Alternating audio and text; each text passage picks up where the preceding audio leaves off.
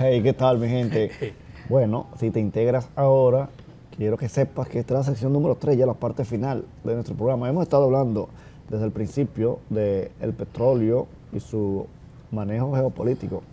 Todavía el petróleo es el combustible que mueve el mundo. Por eso, de ahí su importancia y por eso tanta guerra, tanto conflicto, donde más actualmente se produce que allá en Oriente. Bien, a la hora en punto que el petróleo pierda esa vigencia o esa importancia, allá mermarán los conflictos, al menos que sean los que desarrollen o lideren el mundo en temas de energía renovable con la construcción de paneles solares, turbinas eólicas y esas cosas.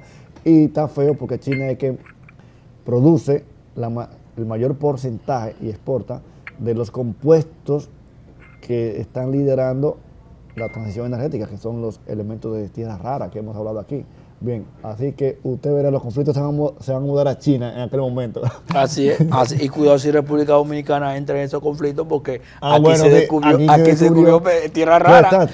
Está determinando la cantidad también, la geometría de la mina, pero sí, hay tierra rara, sí, eso sí. es importante. Y aquí tenemos también equipos como equipo importante para determinar la cantidad de tierra rara, porque tenemos un laboratorio de aduana, tenemos varios equipos importantes de ahí en aduana. Ese es el laboratorio de aduana, todo el que yo escucho que habla. Porque ahí está el equipo. Yo nunca he ido. Ahí se hace la prueba de espectro. Hay un profesor amigo de nosotros. O Arimendi Gómez. Compañero. Es sí. el director. Ahí hacen la prueba de espectrofotometría de absorción atómica, que es importante para determinar la cantidad de la concentración del porcentaje. De los métodos analíticos. Correcto. Sí. En ese orden del petróleo, déjeme decirle que el petróleo últimamente ha estado barato. Hace mucho que yo no veía los gráficos, pero estuve entrando hoy. Recientemente estuvo a menos de $71, hasta el 70. Sí, le voy a decir, mire, $72, oigan, 74.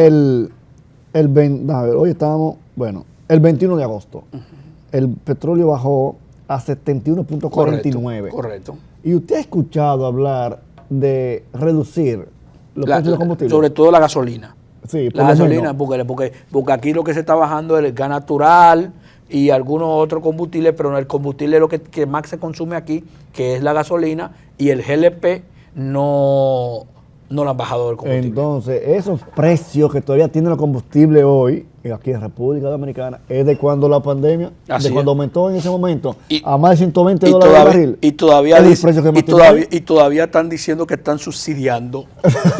Yo te digo a ti. Y aparece el francés Henri Ebra diciendo que el subsidio fue de tanto.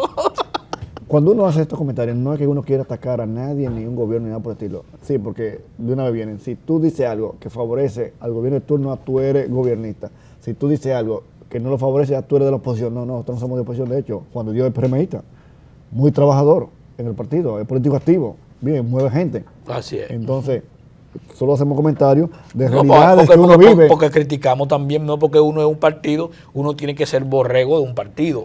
Yo soy un crítico del PRM también. Cuando hay que hacerle su crítica, yo se lo hago. Y es que eso está a la vista de todo. El que entra a ver los precios. Fíjense, hace mucho que no se habla de petróleo aquí, por eso es, porque es tan barato. Miren, tengan por seguro, sube a 90 y algo, y de una vez quieren hablar, no, que es los combustibles. Sí, doctor, y hablando del tema del petróleo aquí en la República Dominicana, para cerrar ese tema, República Dominicana consume diario 145,000 barriles de petróleo. Eso representa 57 millones de barriles de petróleo al año. Es decir, si tú ves esto... Bueno, pues si es cierto lo de los 500 y tantos millones de reservas, tenemos 10 años ahí de petróleo. Así mismo, es 10 años de petróleo. Más o menos, más o menos, algo, ¿verdad? 10 años de petróleo. Eso es lo que consumimos diario de petróleo. Y el 50% del petróleo que se consume diario en el país va al sector transporte y el 29% al sector energético. Sí, el sector transporte energético, recuerda que lo sí, el sector transporte consume mucho combustible. Sí, porque aquí hay pocos vehículos de transición energética. O sea, aquí tú puedes contar los vehículos eléctricos que hay aquí. Ahora, aquí todos los vehículos, todas las guaguas que hay aquí en el país, de todas las rutas son de combustible fósil. Y como hay un parque vehicular muy viejo, bueno, todo el que está en la calle lo ve, Entonces consumen más todavía. Correcto. Son ineficientes, derrochan más de lo que no, y además, porque a veces decimos, bueno, estamos en la transición energética, pero en esa transición energética, esos vehículos que tú ves que tienen que cargarse, esa energía que se produce con combustibles fósiles. Sí. Es decir, bueno, que al final... todavía, alguien hoy le decía eso, que decía, no, que eso de los vehículos eléctricos es un engaño porque la energía que se genera es de combustibles fósiles. Eso es hasta un momento, porque fíjense, a medida que va pasando el tiempo, el mix, es decir, la mezcla de todas las plantas que existen para generar energía eléctrica, se van cambiando. Ahora todavía domina el combustible fósil. ¿Por cuál es la tendencia? Que la energía sea más renovable. Fíjense que cada año aumenta el porcentaje de la generación de energía renovable en el mundo entero. Entonces, en la medida que la generación de energía eléctrica se hace renovable, ahí sí los vehículos eléctricos serán verdes totalmente. Pero todavía hoy, que el mix de generación, el promedio mundial es que el 65% es de petróleo, todavía no es verde, porque la energía que consumen los vehículos eléctricos todavía es de la energía eléctrica que se genera con un 65% de petróleo, de combustibles fósiles. Doctor, y tú sabes que aproximadamente el 80% del amoníaco que se produce en el mundo, más del 80, el 86%, se produce a través del gas natural. Exacto. Porque el gas natural es uno, obviamente también se puede producir del carbón, se puede producir del petróleo, del diésel y de biomasa y otro. Ahora, el 86% al 90% se produce a través del gas natural. Sí, obviamente reformado con vapor, porque es el proceso más eficiente de los que existen para la obtención de... Sí, tú tienes reformado por vapor, pero también tú tienes que separar el hidrógeno gas y también el nitrógeno gas. Que para el nitrógeno también se utiliza energía fósil. Fósil, es correcto. Gas natural. Pero además tú tienes que hacer el proceso de metanación, de extraer el CH3 que tiene el gas natural. Y luego entonces producir entonces el H2, que es el hidrógeno que se produce. Y finalmente tú tienes entonces tanto el hidrógeno y el nitrógeno, los dos son dos gases, entonces la combinación entonces tanto del nitrógeno y el hidrógeno hace entonces lo que llamamos dos moléculas de amoníaco en la combinación. Por la reacción, el proceso de Haber-Bosch. De Haber-Bosch, que es el que se utiliza en el mundo. Sí, a través de un reactor. Sí, un reactor. Porque se introduce el tema del amoníaco, porque una de las fuentes de generación de energía, bueno, más que de generación, una fuente que se ve como alternativa para energía es el hidrógeno, que al quemarse, al darse la reacción de combustión con el hidrógeno, no genera gases de efecto, no genera compuesto de carbono, sí genera gases de efecto invernadero, vapor de agua. Que es muy agresivo. Sí, es un gas de efecto invernadero. Ahora, ¿cuál es el tema con el vapor de agua? 10.000 veces más agresivo que el CO2. El tema con el vapor de agua es que tú lo condensas. Tú lo puedes sacar fácil de la atmósfera por condensación, ¿me sigue?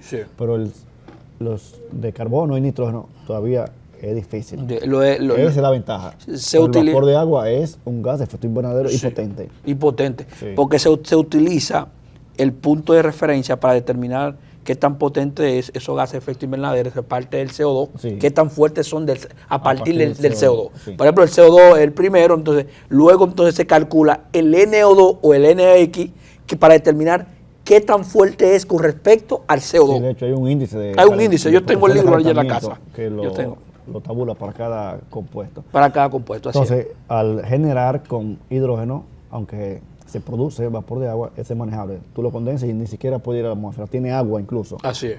Es decir, que obteniendo hidrógeno, también obtienes agua como producto de la combustión. Es decir, que en los tubos de escape o en las chimeneas no saldrán gases de efecto invernadero. Bueno, el gas que va a salir tú lo puedes condensar y va a tener agua, aparte de un elemento que se utiliza como fuente de energía. Más que fuente, los escritos no le dicen al hidrógeno fuente de energía, porque no hay una mina, o no hay depósito o recurso o reserva de hidrógeno. Bien, aunque el hidrógeno es el elemento más abundante en el universo, no hay una reserva y que déjame ir a la reserva a buscar hidrógeno. Y uno de los más abundantes en la Tierra. Sino ahora, que hay que producirlo por reacción, porque no aparece solo. Así es. Por lo menos aquí en nuestro ambiente. No, en el planeta Tierra. En el planeta Tierra. Porque el elemento más abundante del planeta Tierra es el oxígeno y luego sigue el silicio. Ahora, el hidrógeno es uno de los más abundantes, pero hay que mezclado con el agua. Para extraerlo hay que hacer un proceso. Es un proceso. El proceso de la electrólisis o otro. Hay varios, sí. El que más se ha popularizado es el de electrólisis. Electrólisis. Es decir, romper las moléculas del agua. De agua, H2O, con el paso de una corriente eléctrica. Así es. Bien, ahí se divide la molécula, hidrógeno por un esas lado, moléculas, oxígeno por otro. Esas moléculas están combinadas y se mantienen unidas por la fuerza de Van der Waals. Entonces hay que romper esa fuerza, entonces divide esos hidrógenos y luego entonces tú lo puedes separar y luego entonces sale el hidrógeno gas. Entonces, ¿cuál es el tema? Dirán, ¿y por qué no se utiliza? Bueno, porque ahora todavía para producir hidrógeno por electrólisis se necesita más energía que la que tú vas a obtener del hidrógeno cuando lo obtengas. Así es. Entonces decía que no era una fuente, porque no hay reserva de hidrógeno, sino es un vector de energía. Se utiliza para conducir, transmitir energía. Porque hay varios tipos de hidrógeno. Tú tienes el hidrógeno verde, el hidrógeno azul, el hidrógeno negro. Sí, dependiendo de la fuente que se obtiene. Que se obtiene, así el verde es porque se obtiene de fuentes de energías renovables. Entonces, como las energías renovables han tomado auge en el mundo, entraron, le ha dado un respiro a la electrólisis, porque aunque la electrólisis se necesita más energía que la que voy a obtener con el hidrógeno, y en ese caso no era rentable, ¿verdad que no? Pero con la energía renovable, entonces con paneles y molinos eólicos, molinos de viento, turbinas eólicas, entonces tú tienes una energía que es relativamente barata. Bien, eso le ha dado un respiro, porque tú tienes una energía barata, aunque consume más, pero consume más para producir el hidrógeno, pero como es barata, cuando tú tienes ya el hidrógeno, lo que te da el hidrógeno compensa ese gasto extra para producir el hidrógeno. Así es. Entonces, el hidrógeno, uno de sus problemas también o desventaja es el almacenamiento y transporte. Al ser el gas porque hay que condensarlo, más ligero, correcto, el menos denso, se escabulle. Normalmente la gente cree que por las paredes y los muros no pasa nada. Hay elementos que pasan eso como que no hay nada ahí. Así es. ¿Entiendes? Entonces, el hidrógeno, cuando tú no tengas un tanque, al ser tan ligero, si no está bien especializado el tanque, se escapa por la pared del tanque. Así es. Entonces te puede generar un problema de explosión. Así es. Porque es combustible. Porque los gases se inflaman. Claro, un gas que inflamable. Está en cierta concentración genera una explosión espontánea. Así es. Eso es uno de los temas. El almacenamiento. Sí. Bien. Por la disociación de las moléculas. Necesita unos almacenamientos especializados, costosos también. Entonces, el amoníaco ha traído un respiro para eso. ¿Por qué?